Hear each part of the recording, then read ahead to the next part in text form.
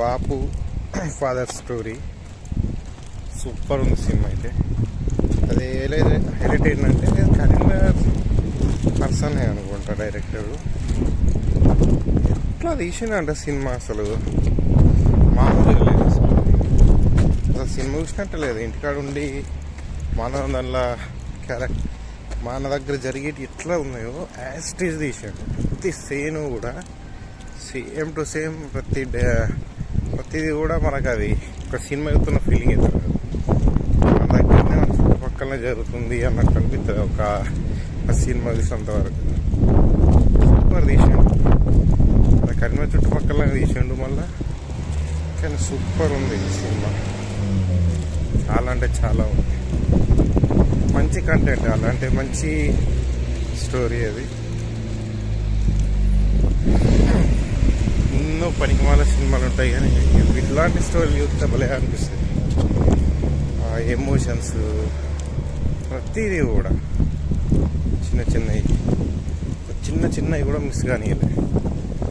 డైరెక్షన్లో screen play కానీ ప్రతిదీ కూడా చాలా బాగుంది.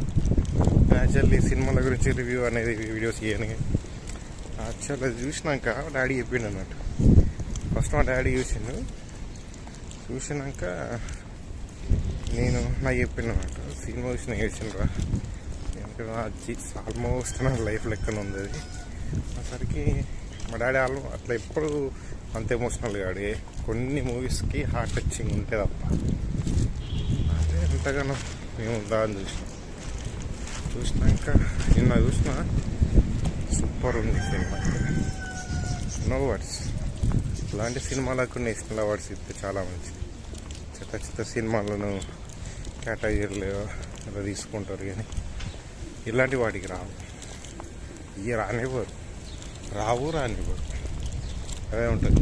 చిన్న డైరెక్టర్ కాబట్టి చిన్న డైరెక్టర్ ఏదైనా కూడా కథ అంటే దాన్ని కూడా బతికి దానికి అంత అట్లా పేరు కూడా తీసుకున్నట్టు కూడా ఉంటుంది. అదే పెద్ద డైరెక్టర్స్ పెద్ద ప్రొడ్యూసర్లు అయితే వాళ్ళకు సపోర్ట్ చేసారు అనుకో వాళ్ళ లైఫే చేంజ్ అయిపోతుంది. ఇక్కడ వాళ్ళ ఇళ్ళకి సపోర్ట్ చేయరు. సో డిఫరెంట్గా ఉంటుంది అన్నమాట. సినిమా అంటే సినిమాలో ఉండేవి చాలా ఉంటాయి. ఇక అవన్నీ ఎందుకు మళ్ళీ కొత్తలో కాంట్రవర్సీ లేదు. అంతగానం లేదు. నేను చెప్తే ఏం కాంట్రవర్సీ చేయలేదు, పీకేలేదు. మనకు వాటి గురించి చెప్తున్నాను. నా ఒపీనియన్ చెప్పిన అంతే. ఈ కాంట్రవర్సీ విషయాలు మనకేం కావచ్చు. ఒక్కొక్క టెన్షన్స్